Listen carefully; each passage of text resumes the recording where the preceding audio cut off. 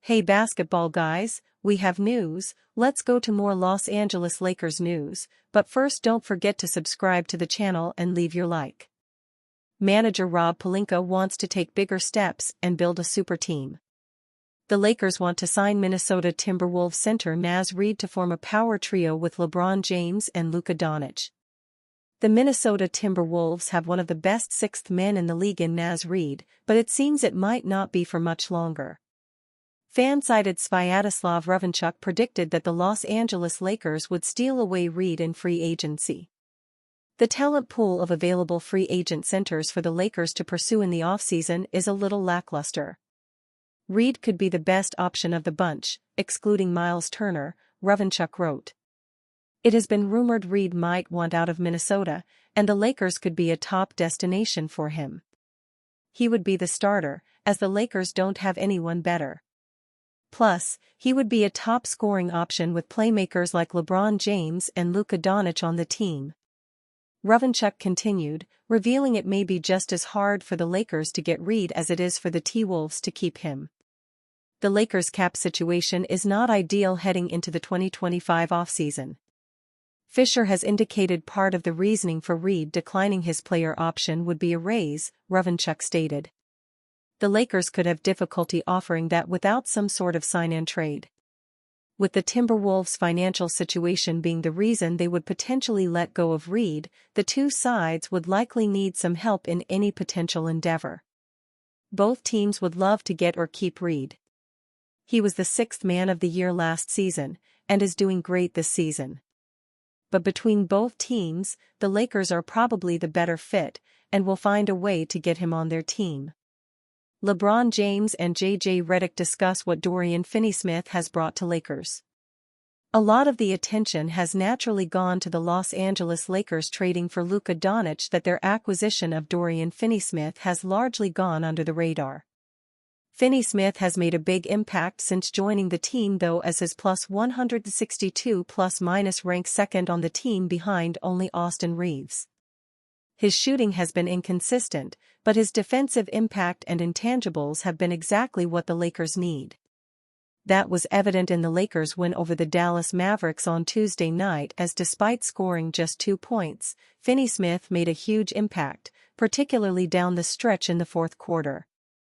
It's little things like offensive rebounding, setting screens, coming up with steals and deflections that don't end up in the box score but still impact winning that Finney-Smith always seems to do. We don't win the game if Braun doesn't take over, we don't win the game if Doe doesn't make 3 massive plays, Lakers head coach J.J. Redick said after the win. I've got another one that won't show up on a box score. But Luka drives against the switch. Luka gets the layup.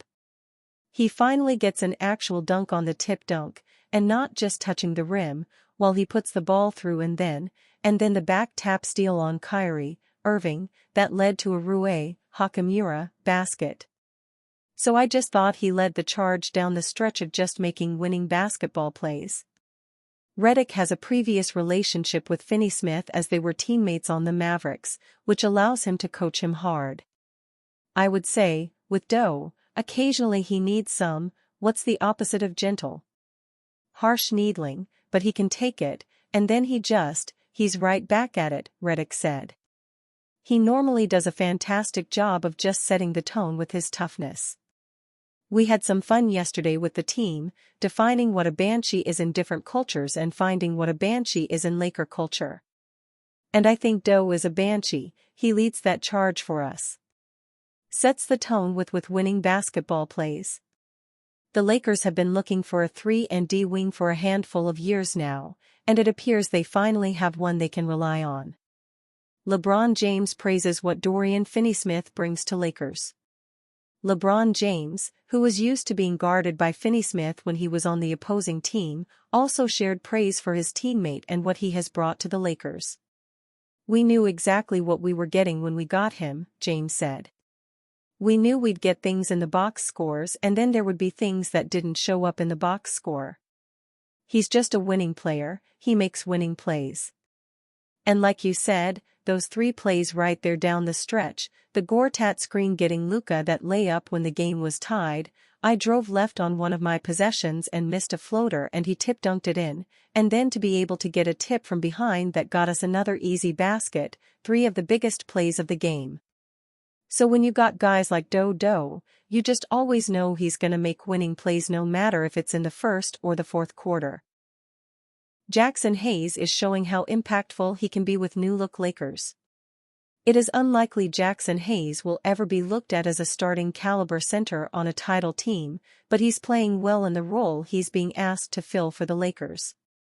After the Lakers traded Anthony Davis for Luka Doncic, there was great excitement about how acquiring a 25-year-old superstar and consensus top 5 player would impact and extend the Lakers' championship timeline.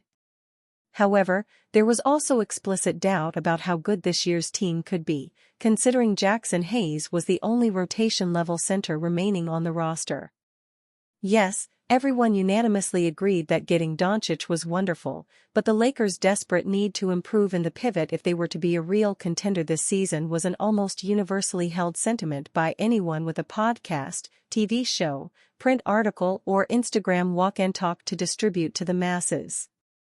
It was not just outsiders who vociferously opined this either.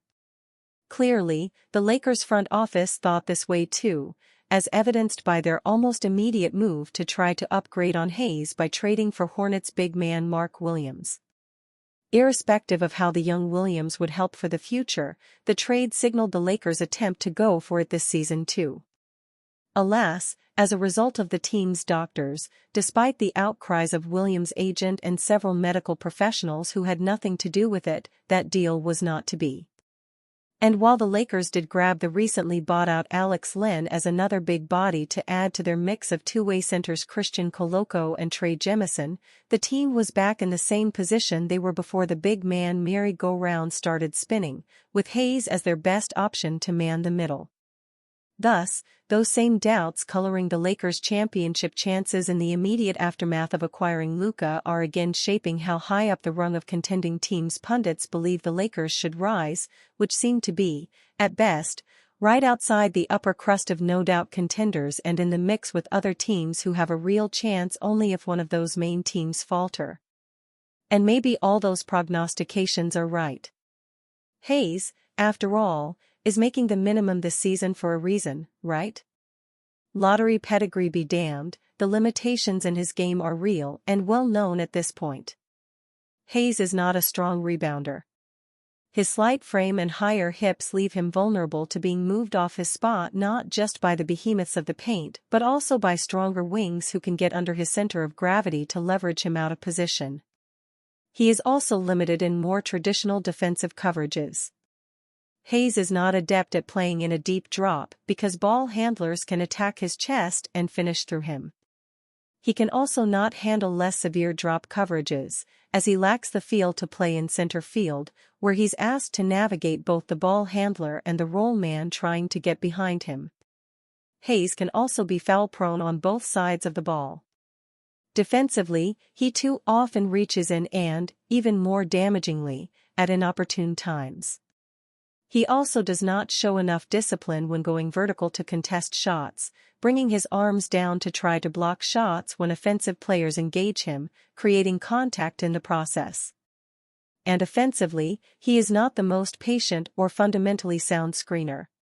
He sometimes vacates his spot too early in an eagerness to go downhill or simply moves outside the frame of his body to set the sorts of lunging screens that draw whistles. Again, there's a reason why Hayes holds the status he does in the league and is almost universally looked at as a backup. That said, viewing Hayes solely through a deficit model does him a great disservice and undersells his value in general, specifically on this version of the Lakers. And that underselling is also why it may be an overstatement of how much Hayes' starting spot really does impact the Lakers' ability to go as far as they'd like this season.